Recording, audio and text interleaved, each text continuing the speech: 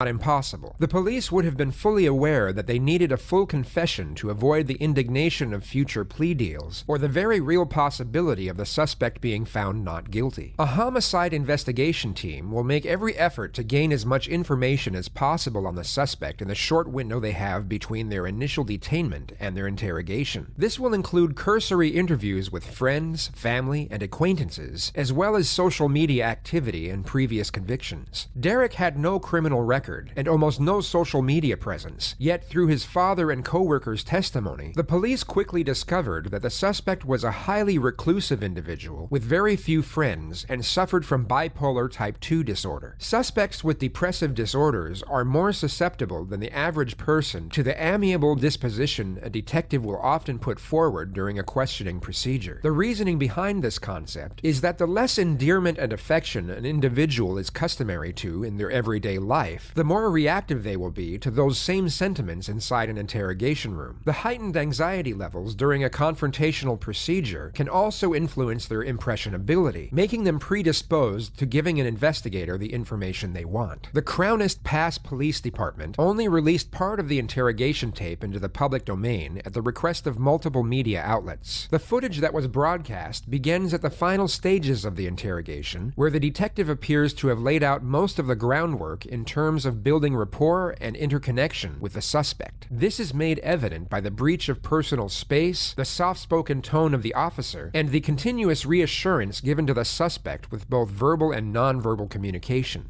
Don't let her be alone. Be a hero for her.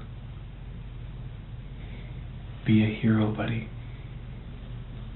Let this community know that you're a hero, not a monster. Is she alive, Derek, or is she dead? Is this Jim Smith? It looks like Jim Smith. It's really blurry, but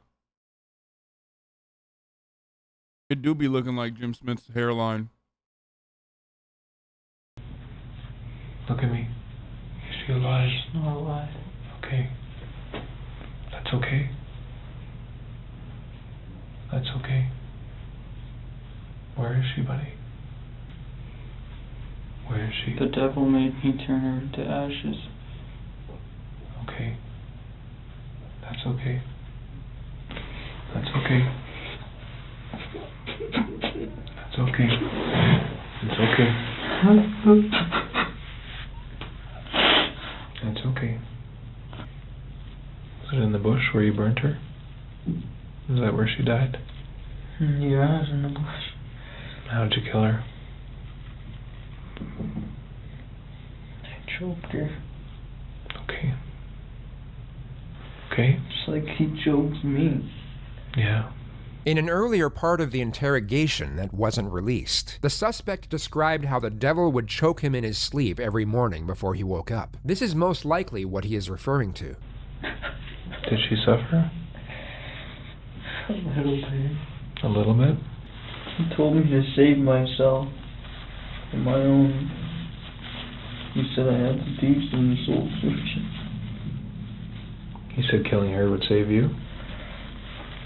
So he said it's what he did. Derek continuously makes references to the messages he supposedly received from the devil in a cryptic manner. The detective acknowledges the statements, yet doesn't inquire further as to not alter the verbal path of his current admittance. If he ceases his ongoing avowal and goes off on a separate tangent, it may be hard to bring him back to his confessive dialogue. How did you choke her? I can't tell if this is like, if he's faking it or if he actually is like, if he actually was like schizophrenic or something. Now, the reason why I say this is because like the devil thing that he's talking about, like people don't know this, but like it could literally be gas. I know I've talked about this before. I'm not making a joke. Okay. But sometimes when you're really gassy and you fall asleep, like the feelings that you have, like you're being choked in your fucking sleep. No, gas, like not carbon monoxide. Like a fart. I swear to God, the gas like pushes your fucking heart or something. I don't know what it is. It's like hard to fucking breathe. It gets hard to breathe. And then you feel like, wow, I really fucked this up. But like, he could also have like sleep apnea or something. Yeah, exactly. That is another thing.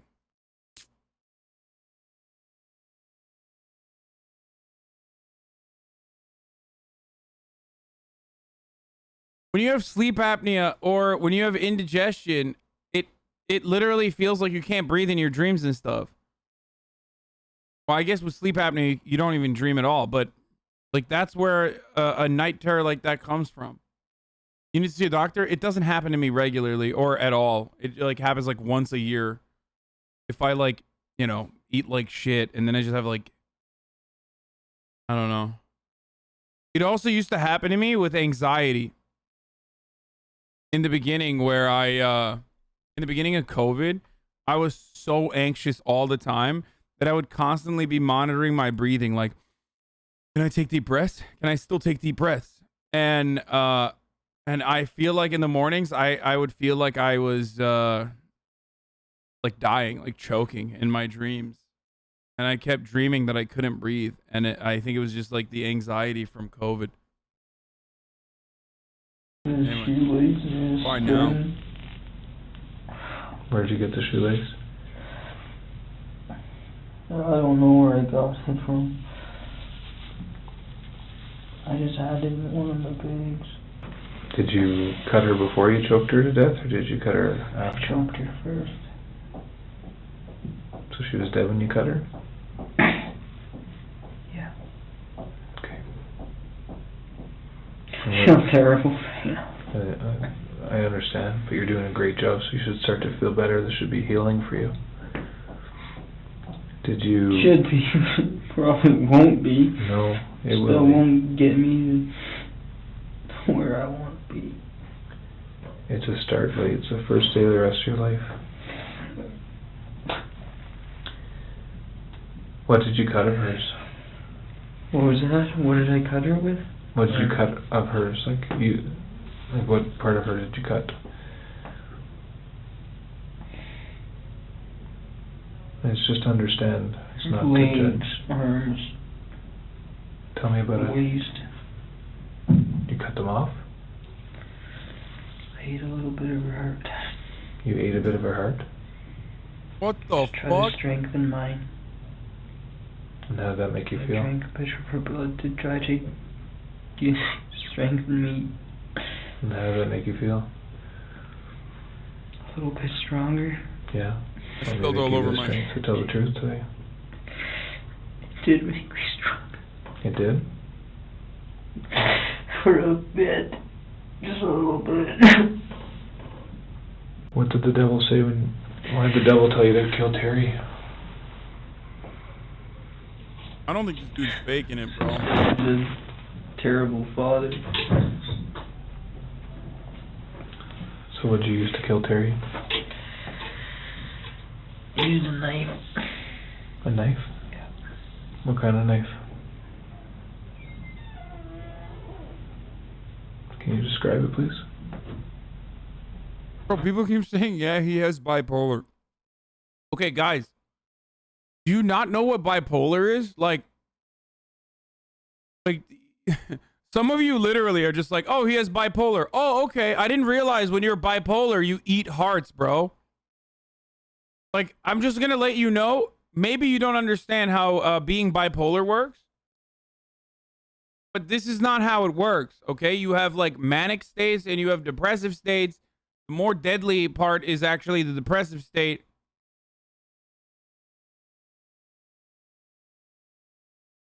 What he's talking about is like literally what he's talking about is way beyond bipolar. It feels like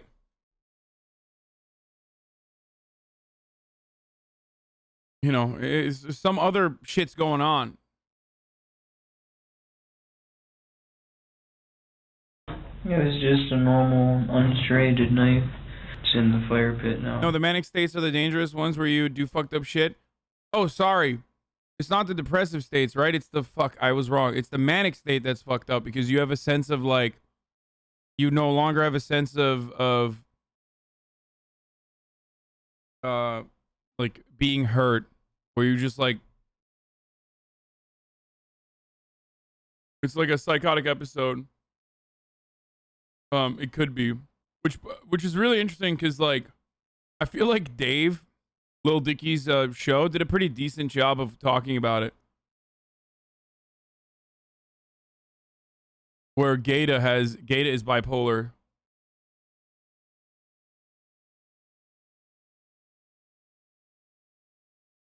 Anyway, let's keep going. The same fire pit that you burned her in? Yeah. Okay. Didn't burn her alive. You didn't? No. No, you told me you choked her first, right? Yeah, I choked her first. Went to his side door. I heard a train go past. So I figured that was a good time to check out the house. I had a flashlight on, my mask on. Looked at Terry in the face, smash. And I grabbed him with some rope. I could choke him. Choked him and then cut his throat. After Derek confessed to the double homicide of the father and daughter, he then led officers to a campsite in Blairmore, where he burned the toddler's body in a fire pit. Yeah, it's... Okay, so we'll get out. We'll talk about it. What the fuck? I'll get your door and stuff. Here. Yeah. So where did you take Haley? Over here. Whereabouts? Can you just show me? Like, just take me right there. This was moved. This was moved? This was... Damn, bro. Homies had fucking lunches and shit on there since then. That's crazy, dude. You're like having a fucking family gathering.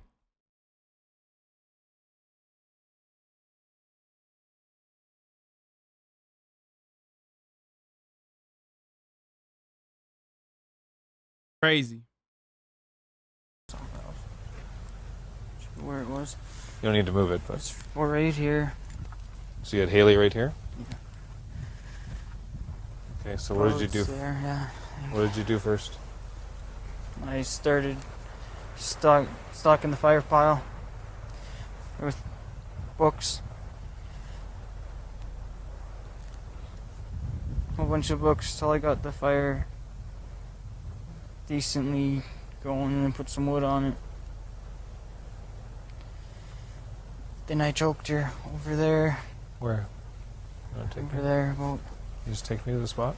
He was charged with 2 counts of first-degree murder and 1 count of indignity to a human body in relation to Haley's death. He made his first court appearance 7 days later, where 2 consecutive psychiatric assessments were ordered to see if he was mentally suitable to undergo further legal proceedings. On November the 26th of 2015, he was deemed fit to stand trial. Several months later, while Derek was awaiting his next court date, DNA analysis linked him to the body of 69-year-old Hannah Mekatek, who was found in her mobile home in Alta, bludgeoned and stabbed to death just 5 days prior to the killings of Terry and Haley. He immediately confessed to her murder, according to reports, and told the police that it was a spur-of-the-moment thing, and he chose her because he didn't think anyone would miss her. He remained in a high-security unit of the Lethbridge Correctional Center until the start of his trial on June 7, 2017.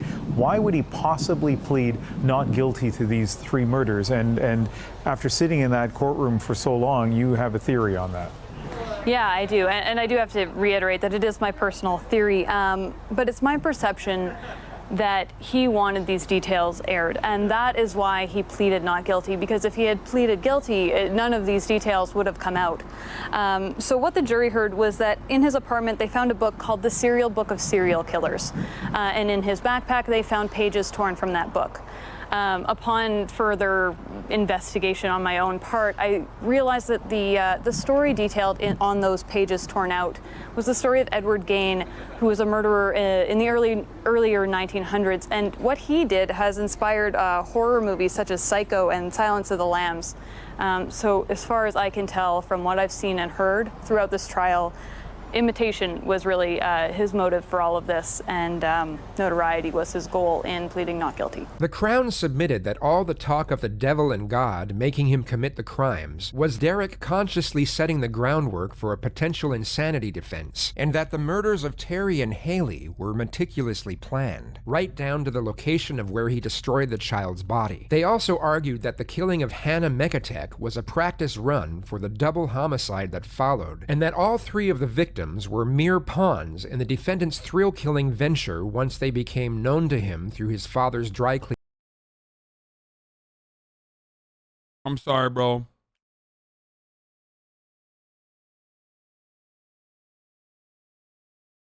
He was fucking faking it. Cleaning business. I feel like anytime somebody says like the devil made me do it, it's like an automatic self-report. You know what I mean? Anytime someone's like, oh yeah, oh shit, dude, oh fuck, the devil made me do it, it's like, oh, dude, you're straight up just saying this because you want to do an insanity plea. The prosecutor also stated that a sexual motive behind the child's murder was a very likely possibility, yet couldn't be proven by a medical examiner due to the amount of damage done to her body. A jury found him guilty on all charges after 21 days and rendered him a life sentence without the possibility of parole for 75 years. He currently resides at the maximum security Edmonton Institution in southern Alberta. He is yet to receive a single visit from a friend or family member.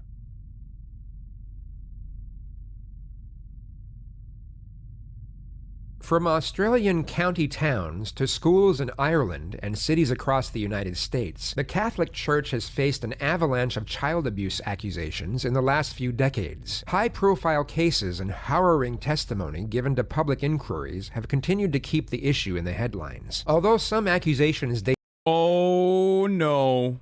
Oh shit, boys. Oh shit.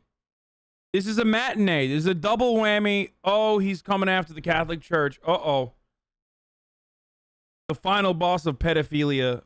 This is going to be, oh no. Date back to the 1950s, molestation by priests was first given significant media attention in the 1980s in the US and Canada. In the 1990s, the issue began to grow as revelations began of historical abuse in Argentina, Australia, and Ireland. By the early 2000s, church sexual abuse was a major global story. Determined reporting exposed widespread atrocities and how pedophile priests were moved around by church leaders instead of being held accountable. It prompted people to come forward across the United States and from around the world. A church-commissioned report in 2004 said more than 4,000 Roman Catholic priests had faced sexual abuse allegations in the last 50 years, in cases involving more than 10,000 children. Few topics elicit more emotion and anger from society than the sexual crimes committed by members of the church. Although many blame the abuse scandals on homosexuality among the clergy, same-sex attraction does not make priests more likely to sexually abuse children, according to psychological studies. Most of the clerical abuse perpetrators are what's known as situational.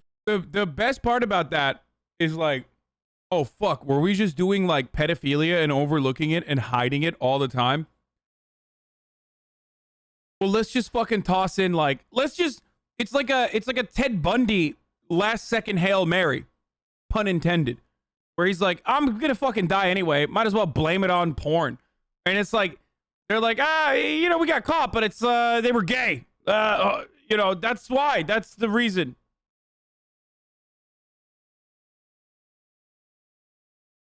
It's like, yeah, just when you're caught, just, use that as an opportunity to mobilize against another fucking opponent that you have of the church, the gays.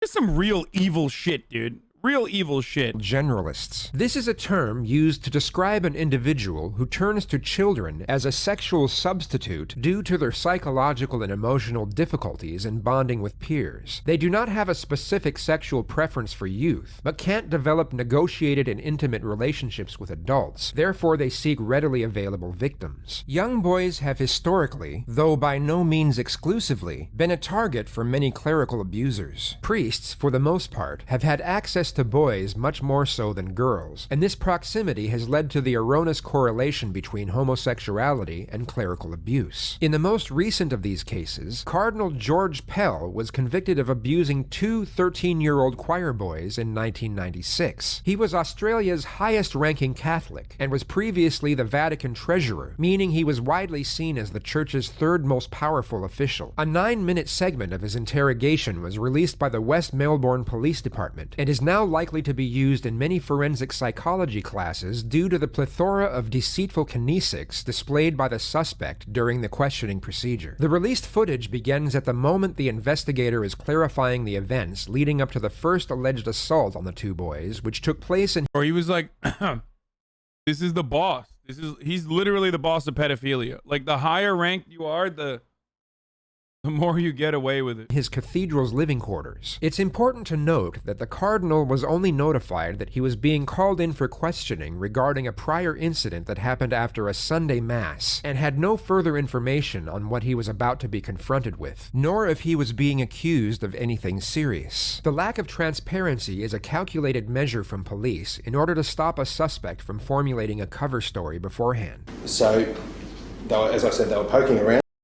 No, it's not the Nameless King. It's the Shameless King. I stole that from chat. Someone in the chat actually made that joke first, but... Which is the term that was utilised. Well, that's an unfortunate term, but where were they poking? What do you do when you're poking around? I take it to be that they were looking as they were walking along. Go on. Now they've, at this stage, they've entered a room where where it's assumed the Archbishop got changed, and in your quarters within the cathedral. The room was towards the back of the cathedral, around the area where the choir sat, looking towards the back, to the right of the altar, under the western window behind it. I'm sorry, I can't take him seriously with the fucking accent. Like, it was sorry good. I'm sorry to the Aussies. It's just like, are you fucking boys, mate? Tell me what the fuck you were doing. You being a nonce, mate? Does that assist you with in terms of that map there? That's vaguely right. Yeah. Okay. They've walked in, and there was a wood panelled door that's been described to a storage area within the room. Do your recollection, does the sacristy have any area such as that within it? Well, for vestments and things. I don't know what was ever held in there. Just yeah, well, a lot of the vestments were kept there, the Archbishop's vestments. Yes. Okay. Immediately on the left as you walk in to the room. Now, we're in the Archbishop's sacristy or the priest's sacristy? It could be assumed that the folding of the arms is connected with a guilty disposition, yet this type of defensive body posture is just as often correlated with truthful suspects when being questioned, especially it's just self-comforting, right? When confined in a pressured environment. The main observation at this stage of the interrogation would be the cardinal's elevated and imperious demeanor. He gives off a domineering propensity as if he's looking down on the detective. This would be due to the suspect's occupation. For the past several decades, he would have been idolized and venerated by his subordinates and advocates on a daily basis. This is most likely the first confrontational situation the cardinal has experienced for the better part of half a century. Presumed from these gentlemen it was the Archbishop sacristy. Yeah. I set up wires. And what was supposed to be in these cupboards? They found some wine in there. That's right. Well, that's not in the Archbishop's sacristy. Okay. Yes. There is a formidable safe, which is in the... Hey, guys.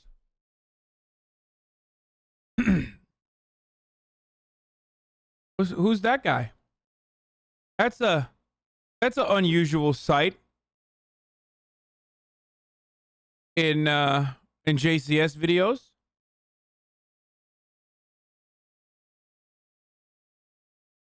Wait, oh, that's one of the detectives? I thought that was his attorney. Actually, I guess if it was his attorney, that he would literally be like, no, my client is not gonna fucking answer your questions, mate.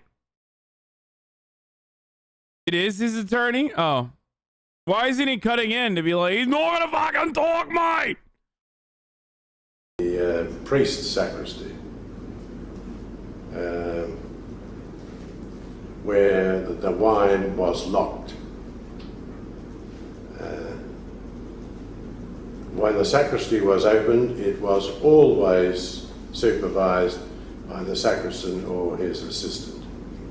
The Cardinal firmly asserts that the area in question is always supervised. He wasn't asked, yet goes out of his way to make the statement, coordinated with a self-assured change in forward-leaning posture and intrepid eye contact. In his mind, he has already refuted the allegation, hence the confident body movement. The detective, however, will have noticed that the suspect just tried to refute an allegation before it was even stated. An innocent subject wouldn't have known what the accusation was, therefore wouldn't have known that the incident in question would be invalidated by another member of the church being present, and wouldn't have felt the need to bring it up with such conviction. Okay, so there was a position for someone to supervise, was there, the sacristan? The sacristan was always there.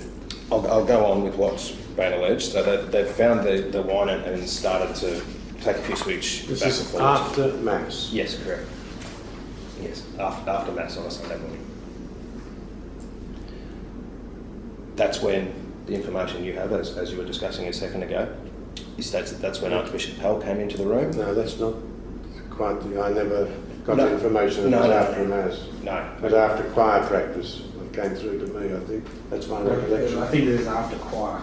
After choir. After choir. That's So it's, at the table you provided. sorry, yeah, it's after singing choir during. Well, after choir. I So mean- after Mass. I mean, let me start to roll that. Most things on this story is counterfactual. And with a bit of luck, I'll be able to demonstrate. Fucking counterfactual, mate. You're a crazy cunt, I'll tell you. You fucking cunt. This point by point. Certainly. The first thing is that after every Mass, I would stay out at the front of the cathedral and talk to people. These are further attempts at disproving the allegation before it's been stated. He's putting himself in a location away from the crime scene, backed up by what's known as convincing statements, in an attempt to improve the credibility of his declared alibi. The next part of the allegation is that Yeah, bro, you're already giving us an alibi. We're just wondering what's going on, you know? You don't even know the allegations. you've planted yourself, and this is all what's been alleged, okay, I'm instead of saying alleged straight. It sucks that the first time we're watching a fucking JCS video with a lawyer, and it's the worst lawyer in I was going to say in America, in Australia, in Australia. He's the fucking worst lawyer in Australia. Look at his fucking lawyer, dude. I'm going to fucking jail. You can't. Go to fucking jail, you can't. Right off, this is all the story. Planted yourself in a spot between these two boys and the doorway in the sacristy room. After Sunday Mass? Yes. Yes. And in effect prevented them from leaving the room. Now, The detective is about to reveal the first allegation against the Cardinal. To restate the context of the situation, the two choir boys had wandered off into the back of the cathedral and had just been caught drinking the holy wine by the suspect. the boys knew they were in a fair bit of trouble, and that at that time you've moved your robes to one side and exposed your penis. Oh, stop it. Oh my god! Oh my god! What is this? Bro! Bro, stop, dude. Oh my god. I've never seen something like this before. And Wait. had just been caught drinking the holy wine by the suspect. The boys knew they were in a fair bit of trouble, and that at that time you've moved your robes to one side and exposed your penis. Oh, stop it. Oh my god! Look at my fucking public defender. Mate, I'm going to fucking jail, dude. What is this face? I'm going to fucking jail, dude. Oh my God. He's literally laughing. Oh no. This guy is throwing, dude. I just realized he's just like, yeah, fuck this guy. He's literally like, yeah, fuck this piece of shit. I'm just gonna throw. I'm gonna throw on purpose. You're still at this stage standing with your back to the door? What a load of absolute and disgraceful rubbish. Completely false.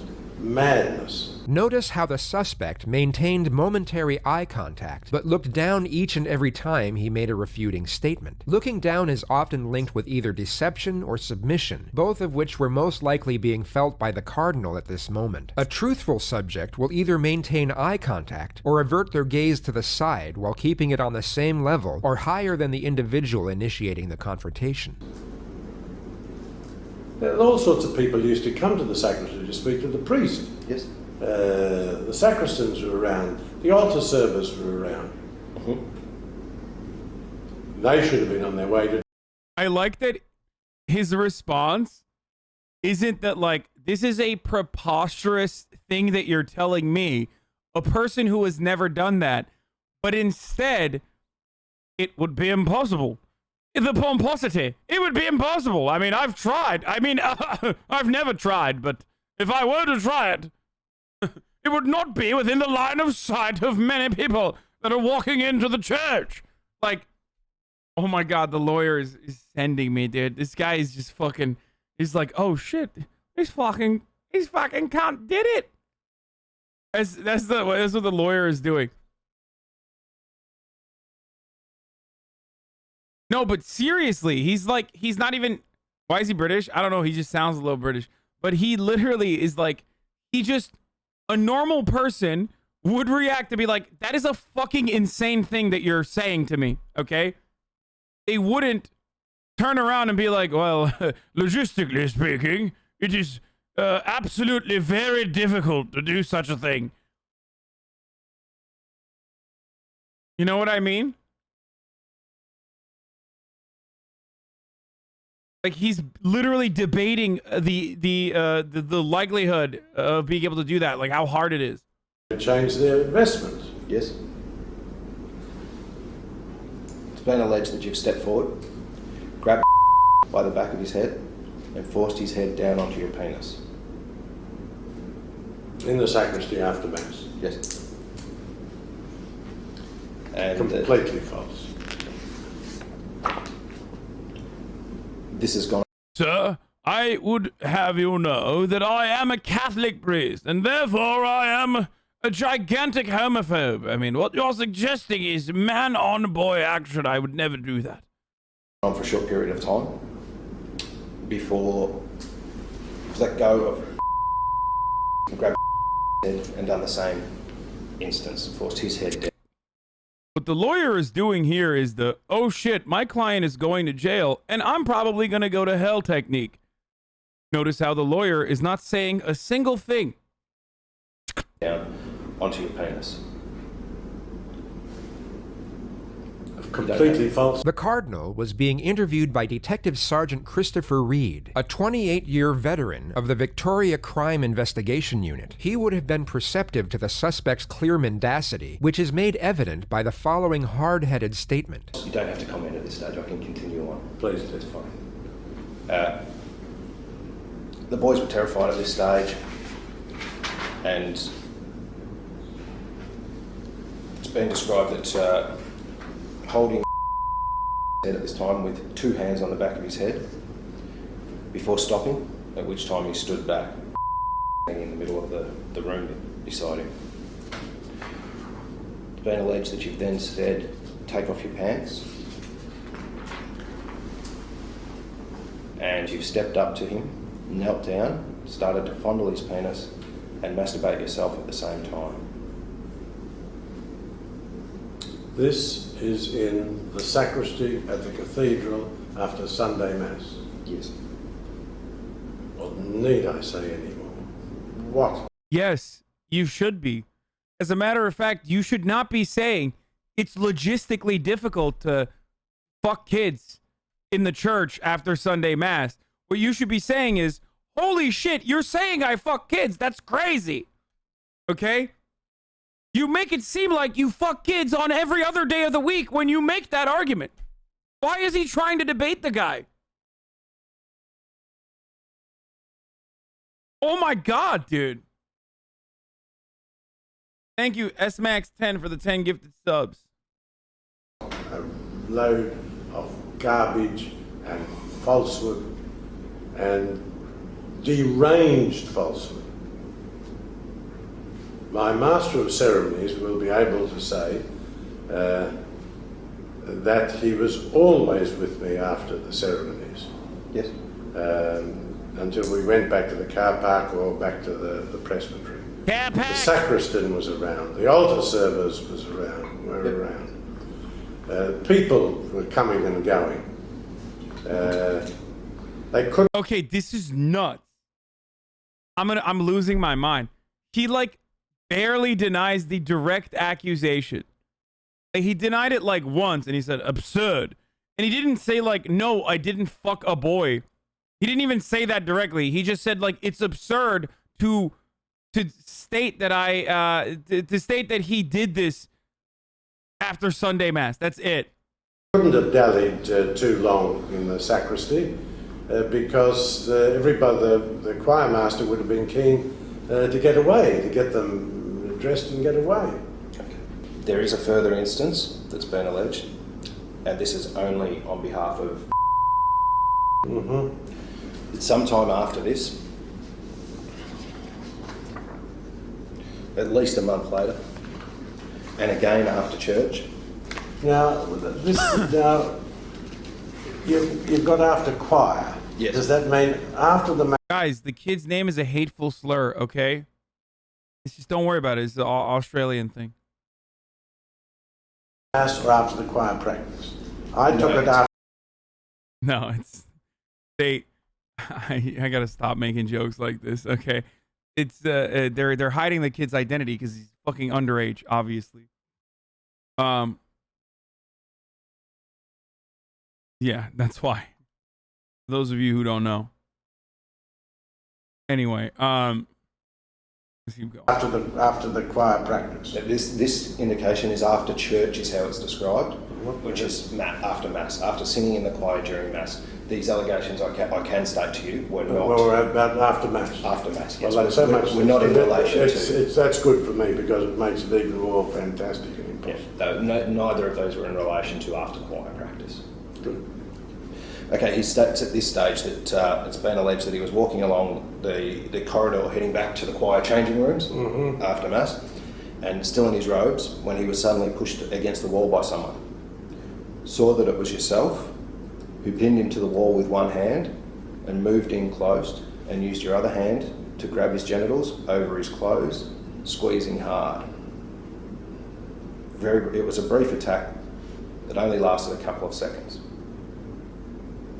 Well, that's completely false, and as I'll be able to demonstrate, I was out the front of the cathedral there. So, he came in ready, dude. He came in ready. He's just like, before the accusations, before the allegations, he's like, I do declare I have all the defense in the world ready for you. I will demonstrate to you that my penis would never even be hard in a situation like this. And also, the top of the hour is here, and it's time for a 60-second ad break. It's preposterous that he would hide the ad break into the fucking priest's testimony. But I will tell you, there is a way to avoid. Maybe not these charges the priest is having to defend, but the way to defend against the ad breaks is by using an ad block or VPN or potentially subscribing with a $5 a month subscription or with a Twitch Prime, which is free. $3.99. Yes, I will be going to hell for my crimes at the top of every hour. Called a misdirection. An ad segue. Oh my God. Okay. At least I didn't say this. Okay, that's nasty. My man said he put the ropes on the one side and revealed his ad break. If I said that, that would be fucked up. Okay.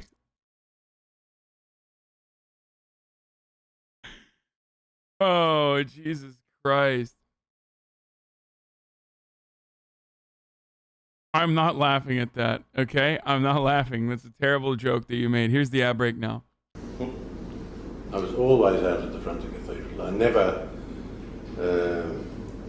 came back with the kids.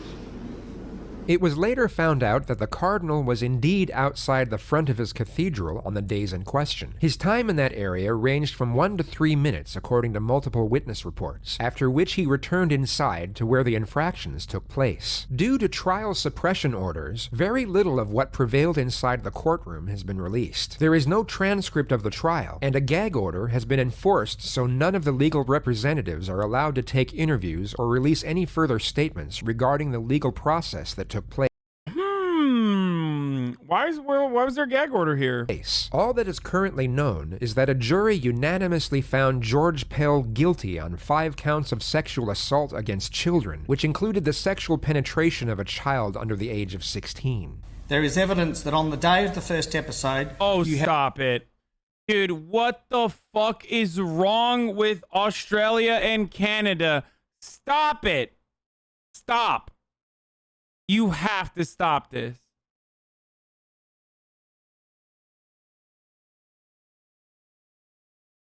This is unacceptable, dude. The Commonwealth has some of the most psychotic drip when it comes to their justice system, dude. This is worse than what the priest... Okay, no. What the fuck? No. I shouldn't have read that. Jesus Christ. Oh, fucking asshole. Listen, you wrote that in a chat where there are leftists, okay? Which means, like, humor in the form of exaggeration is unacceptable.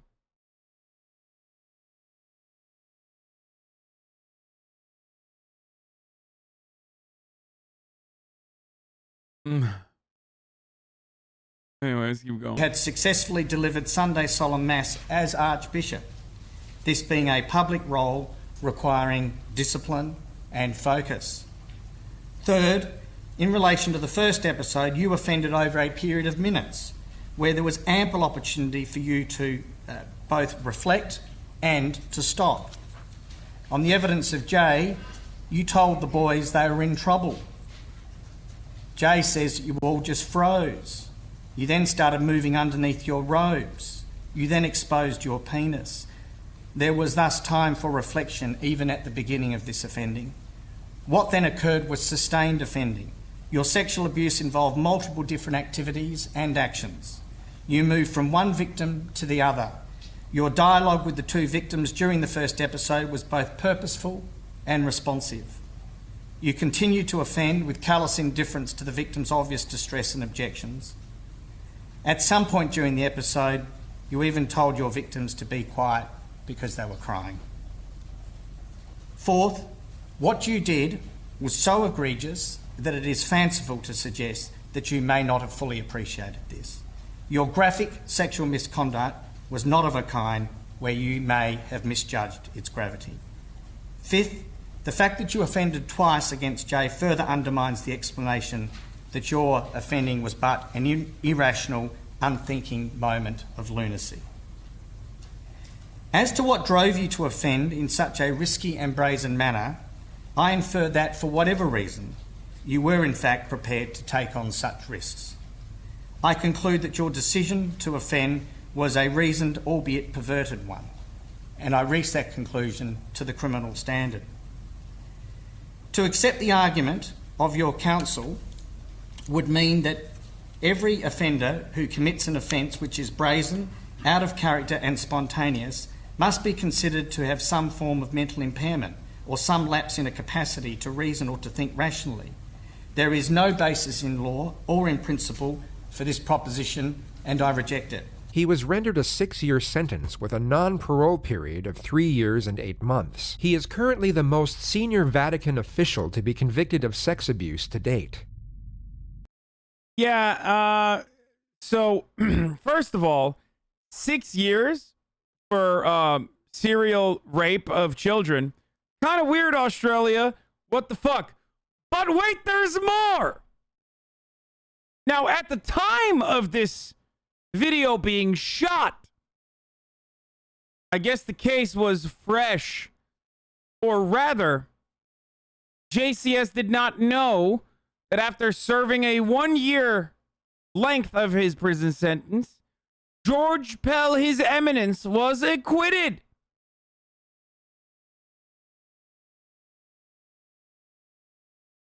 Yep. And in 2020, in the middle of COVID, the Australian government allowed George Pell to fly out to the Vatican to meet the fucking Pope, baby. Oh, yeah. Oh, yeah. It pays to have friends in high places. Remember, boys, I tell you all the fucking time. Yo, there's still 19 minutes. No, he's moving on to a different case after this. This is the end of the case. This is these are some of the, these are like different police interrogations.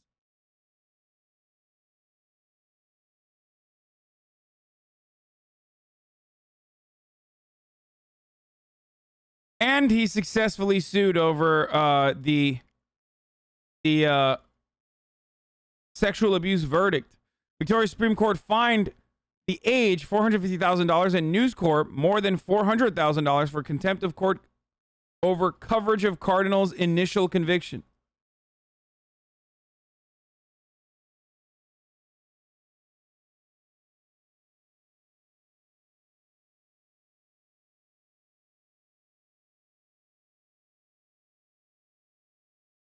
How do you fucking like that, huh? How do you fucking like that? In Australia, if a dingo doesn't take your fucking baby, you'll have a cunt. You'll have a fucking cunt priest.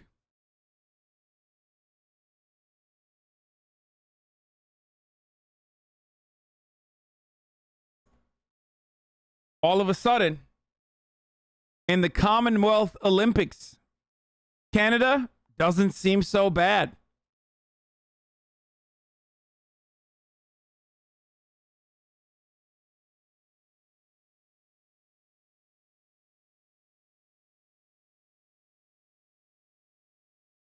Melbourne newspaper The Age was handed the biggest penalty of $450,000, followed by News Corp outlet news.com.au, which must pay $400,000. Other 9 newspapers, including Sydney Morning Herald and the Australian Financial Review, were fined $162,000, while the Today Show was fined $30,000. The media, Dixon found, took it upon themselves to decide whether balance ought to lie between Pell's right to a fair trial and the public's right to know. Dixon rejected the media company's submission that the breaches of the suppression order was due to an honest but mistaken belief that their reporting would not contravene the order.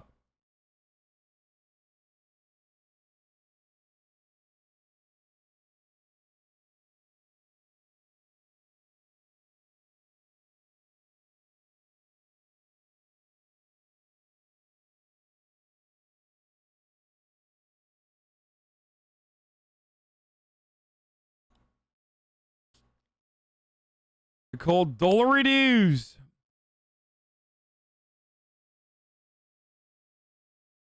That's funny. You don't remember QAnon saying a thing about this? Oh, that's wild, dude. Maybe because QAnon doesn't give a fuck about the Catholic Church, you know?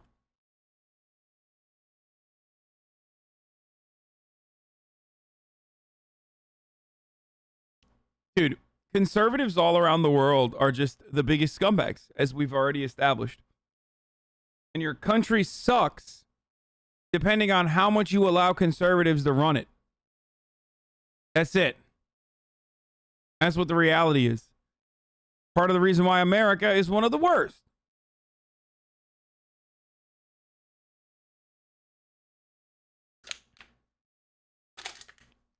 By the way, the current pope is supposed to be like a lefty pope and an anti-pedophilia pope.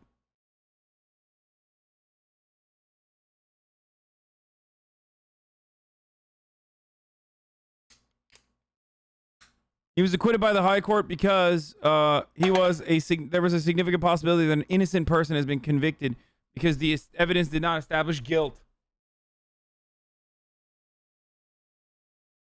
Yeah, there's a lib pope out there. Supposed to be a communist.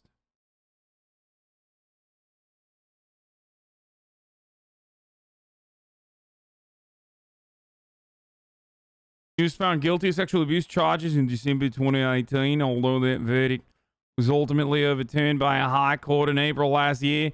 At the time, it could not be reported on because the high-ranking Catholic official faced a second trial over a different set of allegations. The cardinal was still awaiting the second trial, which did not proceed after those charges were dropped in February 2019, when the companies published the broadcast reports that did not name him but referred to the verdict. The suppression order was lifted once the second trial was aborted. In his full judgment, Dixon took aim at the age of the publication of I don't care about that. I want to know why he got off, and I cannot find it.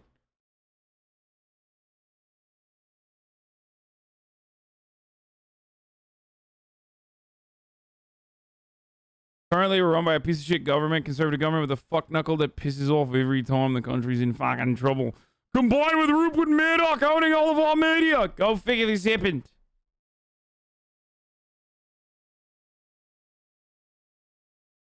Yeah, he is. Pope Francis is like, he's got a hammer and sickle and shit.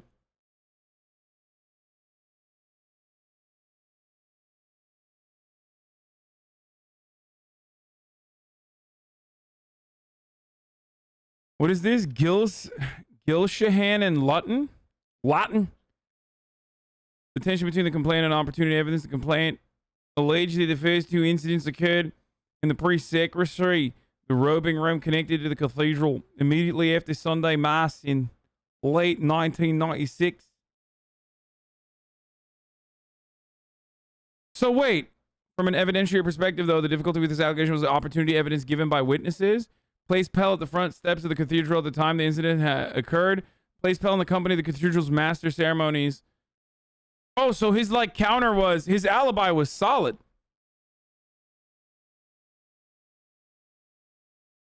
It is important to observe at the outset that it is not unusual for judges on appeal to make different findings and reach different conclusions. The High Court identified several errors made by the Victorian Court of Appeal majority in its decision to dismiss Cardinal Pell's appeal and uphold the conviction. Viewing recorded evidence and making demeanor-based judgments about the complainant. The Court of Appeal took the unusual step from a criminal court of viewing video recordings of evidence of A and several witnesses nominated by Cardinal Pell's legal team in order to put itself in the closest possible position to that of the jury. Appeals court ordinarily confine themselves to reading transcripts of the evidence. Okay. So they watched a video and they shouldn't have done that, I guess. The Pope is pro-sex work. He liked the food booty pics on Instagram and it made news.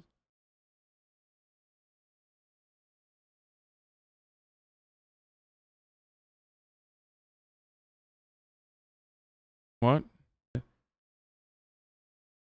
Getting Away with It, Nail Guru Edition? Is this from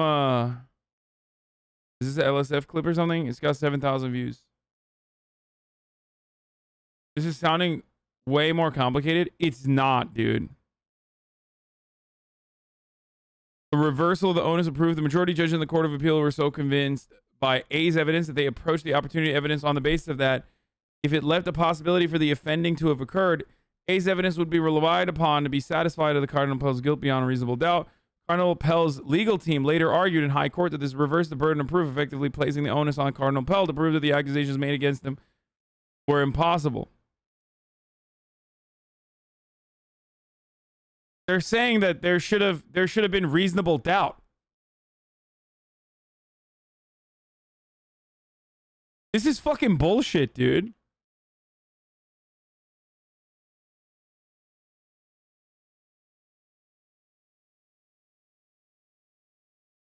It's important to observe that the High Court did not criticize the evidence of the complainant and in fact reached his decision assuming that the complainant's evidence was credible and reliable. Oh, okay, nice. The reasonable doubt about Cardinal Pell's guilt was created by the opportunity evidence. That's fucking bullshit. This is bullshit, dude.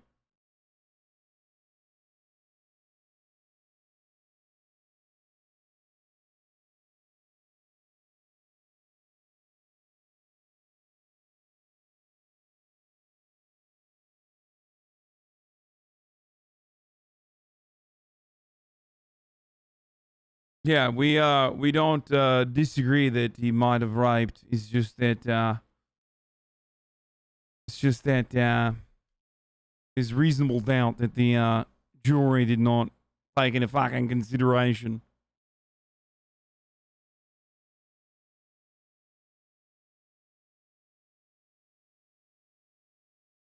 That's great.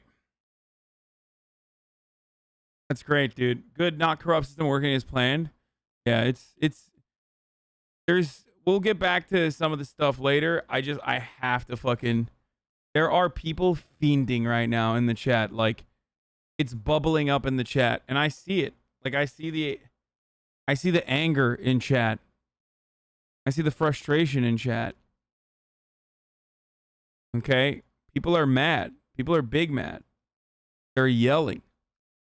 They're saying to themselves, why the fuck haven't we fucking played Rust yet? That's what chat is saying, dude.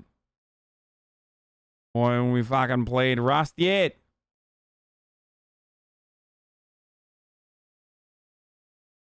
I should stop this Australian accent now. Hold on 1 second.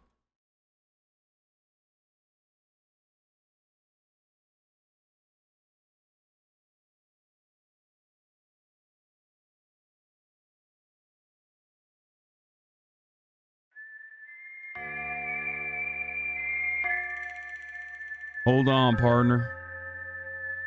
I'll be back in a brief moment, okay? I'll be back in a jiffy, brother. Just you goddamn wait.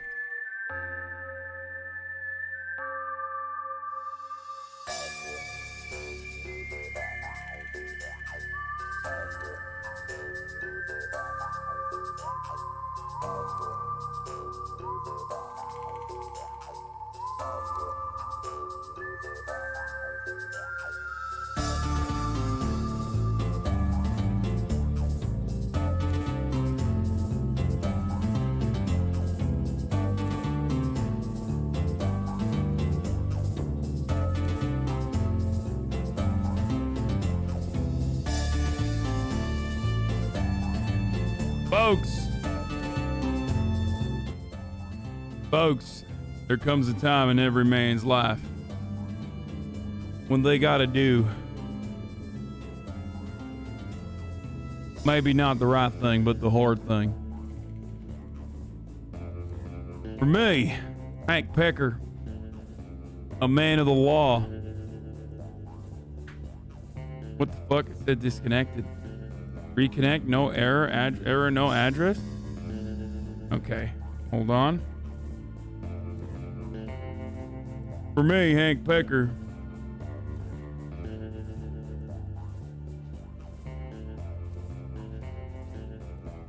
what that means is, hold on, I'm having a hard time trying to find this this server right here.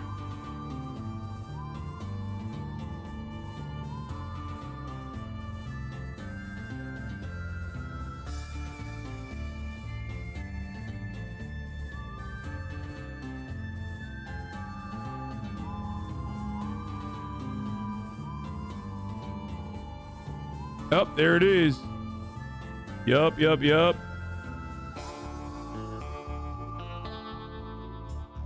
For me, Hank Pecker, this is more about getting butt naked, having my dick out, running around with a rock in my hand, rock in one hand, dick in the other.